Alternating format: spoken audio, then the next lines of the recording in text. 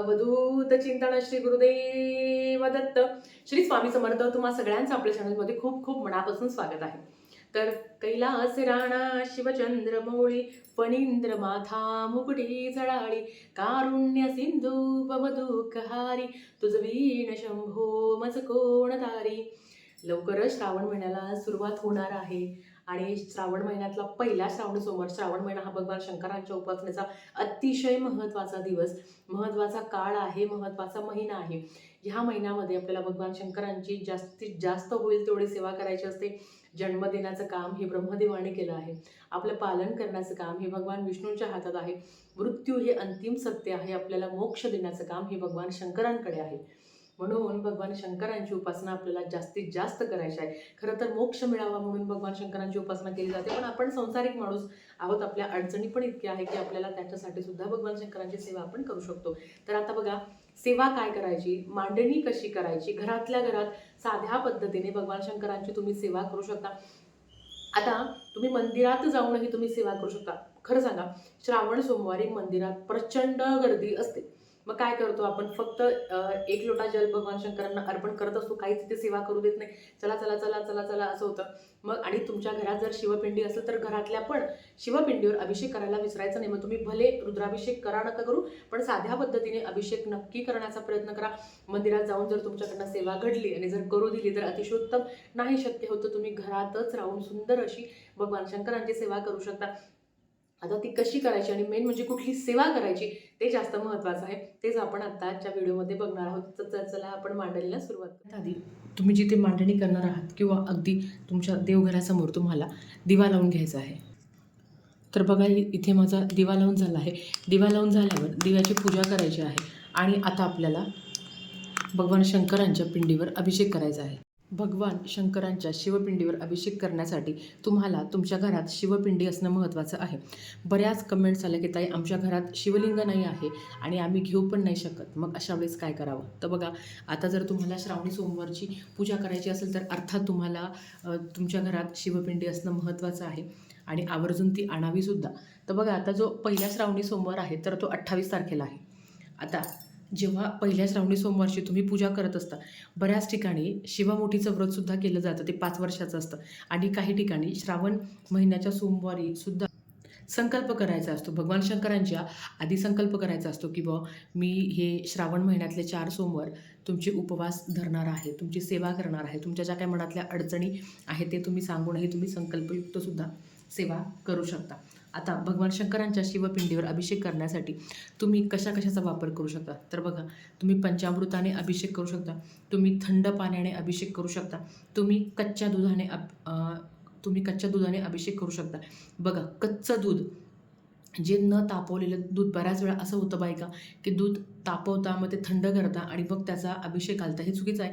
भगवान शंकरांच्या शिवपिंडीवर ही कच्च्या दुधाने अभिषेक करायचा असतो आणि थंड वस्तूनेच भगवान शंकरांच्या शिवपिंडीवर अभिषेक करायचा असतो. आता अभिषेक करत असताना जेव्हा तुम्हाला रुद्राभिषेक करणं शक्य होणार नाही की ताई आम्हाला नाही शक्य आहे रुद्राभिषेक करणं, तर मग अशा वेळेस तुम्ही काय करू शकता? बघा, सुरुवातीला जल अर्पण करायचं, नंतर मग दूध अर्पण करायचं आणि हे सगळं करत असताना फक्त ओम नमः शिवाय, ओम नमः शिवाय, ओम नमः शिवाय, ओम नमः शिवाय. शिवपिंडीचा हा जो काही निमुळता भाग आहे तर तो उत्तर दिशेला असावा. या पद्धतीने ओम नमः शिवाय, ओम नमः शिवाय, ओम नमः शिवाय. किंवा ज्यांच्याकडे गळती असेल त्यांनीसुद्धा गळती ठेवूनही अभिषेक करू शकता, तुम्ही मंत्रजप करू शकता. पण ज्यांना रुद्राभिषेक करणं शक्य होत नाही किंवा ज्यांना वाचणं शक्य होत नाही त्यांनी फक्त ओम नमः शिवाय ह्या मंत्राचा मंत्रजप करू शकता. किंवा नित्यसेवेच्या पुस्तकामध्ये शिव महिमा आहे, अतिशय सुंदर आहे, ते सुद्धा म्हणून तुम्ही भगवान शंकरांच्या पिंडीवर फक्त अभिषेक करू शकता. ज्यांना शिवमहिमा म्हणणंसुद्धा शक्य होत नाही त्यांनी फक्त ओम नमः शिवाय, ओम नमः शिवाय ह्या मंत्राचा मंत्रजप केला तरी चालेल. आता तुम्ही हे किती वेळा करायचं, तर तुम्हाला जेवढं शक्य होईल तेवढ्या वेळा तुम्ही करू शकता.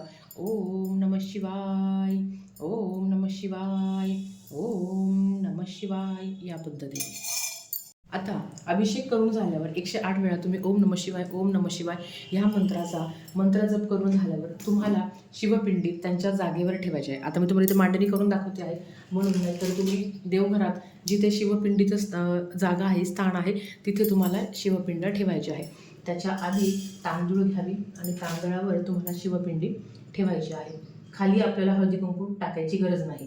ह्या पद्धतीने आता हे झाल्यावर आपल्याला भगवान शंकरांना सर्वात आधी तर भस्म अर्पण करून घ्यायचं आहे.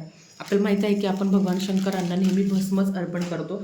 भगवान शंकरांना चंदन किंवा भस्म अर्पण करायचं असतं. तर आता 3 बोटांनी भस्म अर्पण करतो. आता भस्म जेव्हा लावून घेतो आपण भगवान शंकरांना, तर ह्या 3 बोटांनी मधल्या ब्रह्मा विष्णू महेश ह्या 3 बोटांनी आपल्याला भगवान शंकरांना भस्म अर्पण करून घ्यायचं आहे. आता आपली शिवपिंडी जरी छोटी असली तरी पण आपल्याला 3 बोटांनी भगवान शंकरांना भस्म अर्पण करून घ्यायचं आहे. भस्म अर्पण करून झाल्यावर आपल्याला बघा हे करून झाल्यावर आपल्याला जर तुमच्याकडे वस्त्र असेल तर तुम्ही भगवान शंकरांना वस्त्रसुद्धा अर्पण करू शकता. वस्त्र म्हणजे काय? कापसाचं वस्त्र जर तुमच्याकडे असेल तर तुम्ही भगवान शंकरांना अर्पण करू शकता. बघा काय होतं ना, आपल्याला खूप हौस असते की ज्या परमेश्वराने आपल्याला इतकं दिलं आहे तर आपणही त्यांना खूप काही देणं लागतो. आणि खरं तर देवाला काय प्रिय आहे? तर देवाला फक्त तुम्ही प्रिय आहात, तुमची भक्ती प्रिय आहे. आता सोमवार म्हटल्यावर आपण बेलपान अर्पण करणं किंवा भगवान शंकरांना धोत्र्याचं फळ अर्पण करणं हे तुम्ही करू शकता. पण अगदी तुमच्या जवळपास कुठलं फुलाचे दुकान नाही आहे किंवा कुठलं वस्त्र तुम्हाला भेटलं नाही आहे, मग अशा वेळेस तुमच्याकडे जे काही आहे त्याने तुम्ही भगवान शंकरांची उपासना सेवा करू शकता.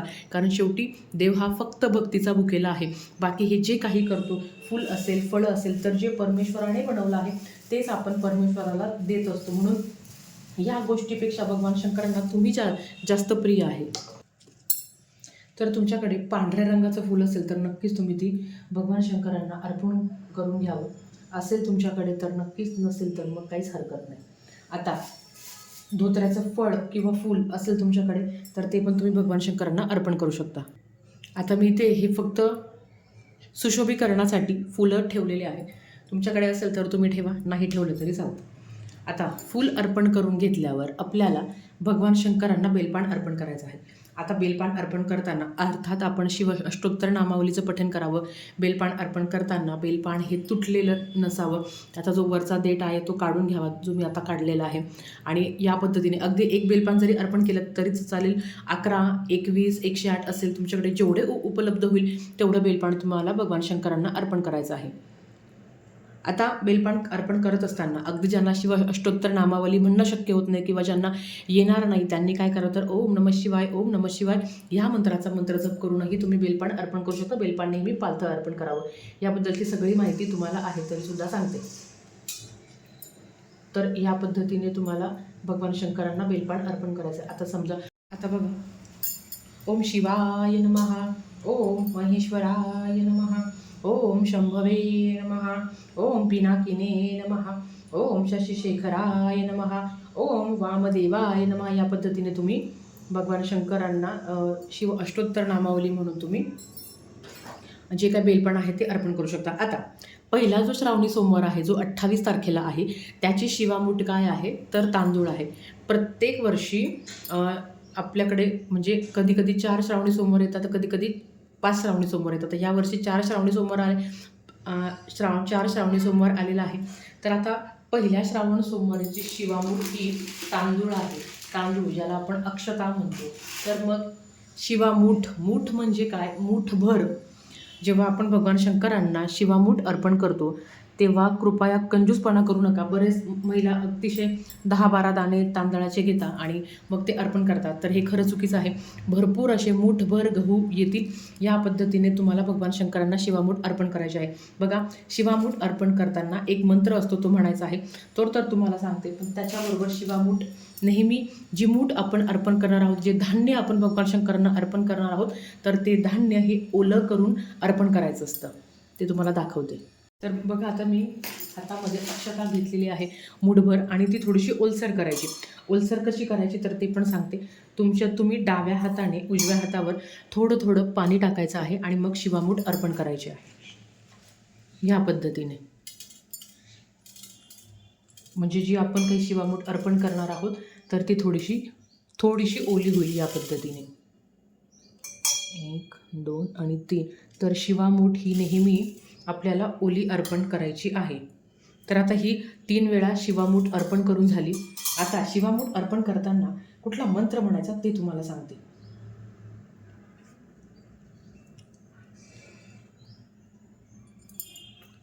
तर बघा, शिवा शिवा महादेवा, माझी शिवामूठ ईश्वरा देवा, सासू सासरे दीर भावा, ननंद जावा, भ्रतारा न आवडतीची आवडती कर रे देवा. हा मंत्र तुम्हाला भगवान शंकरांना शिवामूठ अर्पण करताना म्हणायचा आहे. मंत्र किती वेळा म्हणावा? तर मंत्र 1 वेळा म्हणू शकता, 3 वेळा म्हणू शकता, 5 वेळा म्हणू शकता. ही होती पहिल्या श्रावण सोमवारची साधीसुधी पूजा. आता येतं ते आपल्याला सेवा काय करायची. सेवा सगळ्यात महत्त्वाची आहे. तर आता जेव्हा भगवान शंकरांची आरती करत असतो आपण, तर आरती करण्याच्या आधी जर तुमच्याकडे धोत्राचं फूल आणि फळ असेल तर नक्कीच तुम्हाला भगवान शंकरांना ते अर्पण करायचं आहे. आणि हे सगळं करत असताना ओम नमः शिवाय, ओम नमः शिवाय, ओम नमः शिवाय या मंत्राचा मंत्रजप करायचा आहे. भगवान शंकरांना कापूर आरती, त्याला आपण कर्पूर आरती असं म्हणतो, तर कापराच्या वडीने भगवान शंकरांची आरती करायची असते. भले तुम्ही तुपाचा दिवा लावणार आहात आरती करत असताना, पण तरीसुद्धा तुम्हाला कर्पूर आरती घ्यायची आहे. आता भगवान शंकरांच्या बऱ्याच आरत्या आहेत, तुम्हाला ज्या आरत्या आवडतात त्या तुम्ही घेऊ शकता. आता समजा, जय शिव ओंकारा, प्रभु हर शिव ओंकारा, ब्रह्मा विष्णू सदाशिव, ब्रह्मा विष्णू सदाशिव, हरदांगी धारा, ओम हर हर हर महादेव. तुम्ही बघितलं, याच पद्धतीने आपल्याला पूजा करायची आहे. आता सगळ्यात महत्त्वाचं, सेवा काय करायची. बघा, ज्यांना सोमवारी सकाळी भगवान शंकरांची पूजा करणं शक्य होणार नाही त्यांनी प्रदोष काळी करावा. भगवान शंकरांच्या उपासनेचा अतिशय सुंदर काळ हा प्रदोष काळ असतो. आता प्रदोष काळ म्हणजे काय, तर बघा, सूर्यास्ताच्या 1.5 तास आधी आणि 1.5 तास नंतर, म्हणजे तुम्ही अगदी संध्याकाळी 4 वाजता, 4:30 वाजता, 5, 6, 7 वाजेपर्यंत तुम्ही भगवान शंकरांच्या शिवपिंडीवर अभिषेक करू शकता. अगदी ज्यांना ते करणं शक्य होत नाही तर त्यांनी सकाळी केला तरी चालेल. आता सगळ्यात महत्त्वाचं की सेवा काय करायची. बघा, अगदी तुम्ही साधी मांडणी केली तरी चालेल, पण ज्यांना मांडणी करणं शक्य होत नाही त्यांनी फक्त ज्या पद्धतीने मी तुम्हाला सांगितलं आहे त्या पद्धतीने करू शकता. पण सेवा खूप महत्त्वाची आहे. सेवा काय करायची आहे, तर बघा, तुम्ही शिव अष्टोत्तर नामावलीचं पठण करू शकता. शिव महिमा अतिशय सुंदर आहे, ते पठण करू शकता. याच्यातलं जेवढं तुम्हाला शक्य होईल तेवढं तुम्ही करा. त्याच्याबरोबर शिव चालीसा तुम्ही पठण करू शकता. शिवस्तुती, कैलास राणा शिवचंद्र मौळी, हे तुम्ही पठण करू शकता. आणि सुरुवात तुम्हाला 12 ज्योतिर्लिंग स्तोत्रमने सुरुवात करायची आहे. सौरश्यम सोमनाथम च श्रीशल्य मल्लिकार्जुनम उज्जनीनम महाकालम ओंकार ममलेश्वरम परल्या वैजनाथम चडांकिने भीमाशंकर सेतुबंदेम तु रामेशम नागेशम दारुका वणवे वाराणस्य तु विश्वेशम त्र्यंबकम गौतमी तटे हिमालये तु केदारम घृष्णेतम तु शिवालय एतानि ज्योतिर्लिंगाणी सायं प्रतः पठेन नरः सप्तजन्मम कृतं पापम स्मरेण विनशती. म्हणून सुरुवात तुम्हाला 12 ज्योतिर्लिंगाने करायची आहे. आता हे तुम्हाला गुगलला मिळून जाईल. तुम्ही जर 12 ज्योतिर्लिंग स्तोत्रम सर्च केलं तर मिळून जाईल. अगदी श्रावण महिन्यामध्ये शिवलीलामृत पारायणाला खूप जास्त महत्त्व आहे. पण काही कारणांमुळे शक्य नसेल तर नक्कीच तुम्ही शिवलीलामृताचा 11वा अध्याय पठण करू शकता. दर सोमवारी रोज केला तरी चालेल, पण दर सोमवारी करू शकता. ज्याला शिवलीलामृत पारायण करणं शक्य होत नाही त्यांनी शिवलीलामृताचा 11वा अध्याय पठण करावा. याने रुद्र पठणाचं फळ मिळतं आणि त्याला ब्रह्मानंदाची प्राप्ती होते असं म्हणतात. पण याचा अर्थ असा नाही की तुम्ही शिवलीलामृत पारायण करायचं नाही आहे. अगदी सोमवारी नाही शक्य होत तर कमीत कमी 11वा अध्याय आवर्जून पठण करावा. एक माळ महामृत्युंजय मंत्राची म्हणावी, किंवा जेवढं तुम्हाला नाही तर ओम नमः शिवाय, ओम नमः शिवाय या मंत्राचा मंत्रजप करावा. म्हणजे अर्थात उपवास आपण करत असतो. बघा, जे परमेश्वराने दिलं आहे त्याचा नैवेद्य, आता नैवेद्याला काय दाखवायचं, तुम्ही फक्त दुधाचा नैवेद्य दाखवू शकता. प्रत्येक गावामध्ये, प्रत्येक समाजामध्ये वेगवेगळी पद्धत असते. आता गावाकडे आमच्याकडे असं होतं की जे लहानपणाचं ते बघितलं आहे की श्रावण सोमवारी आमच्या घरात कारल्याची भाजी केली जायची. असं म्हणतात की श्रावण सोमवार सोडायला कारलं खायचं असतं. काही ठिकाणी, आता हे माझ्या माहेरी आहे, काही ठिकाणी असं असतं की कोणी कुठली भाजी खातं, किंवा काही ठिकाणी वरण भातावर उपवास सोडला जातो. जे तुमच्याकडे केलं जातं ते तुम्ही नैवेद्य दाखवू शकता, पण दही भाताचा नैवेद्य दाखवा.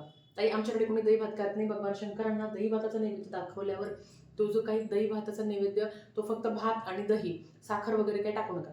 दही भाताचा नैवेद्य भगवान शंकरांना संध्याकाळी दाखवावा. तो नंतर सगळ्यांनी थोडा थोडा ग्रहण करावा आणि नंतर तुम्ही उपवास सोडू शकता. पण उपवास सोडण्याच्या आधी तुम्हाला दही भात खाणं आवर्जून महत्त्वाचं आहे.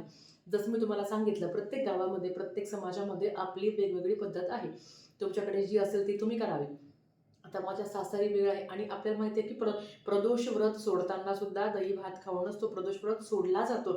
म्हणून दर सोमवार जर तुम्ही करत असाल तर आवर्जून दही भाताचा नैवेद्य दाखवावा आणि तो सगळ्यांनी थोडा थोडा ग्रहण करावा आणि नंतर मग वरण भात भाजी चपाती जो असेल तो तुम्ही नैवेद्य तुम्ही खाऊ शकता. पण आधी दही भातावरच उपवास तुम्हाला सोडायचा आहे. तर ह्या पद्धतीने आपल्याला सेवा करायची आहे. सगळ्यांना श्रावणी सोमवारच्या खूप साऱ्या शुभेच्छा. सगळ्यांकडनं जास्तीत जास्त सेवा महाराजांनी करून घ्यावी हीच महाराजांचरणी प्रार्थना करते आणि आजचं व्हिडिओ इथेच थांबवते. आवडला असेल तर लाईक शेअर सबस्क्राईब करा. भेटूया परत अशाच एक नवीन व्हिडिओसोबत. तोपर्यंत श्री स्वामी समर्थ.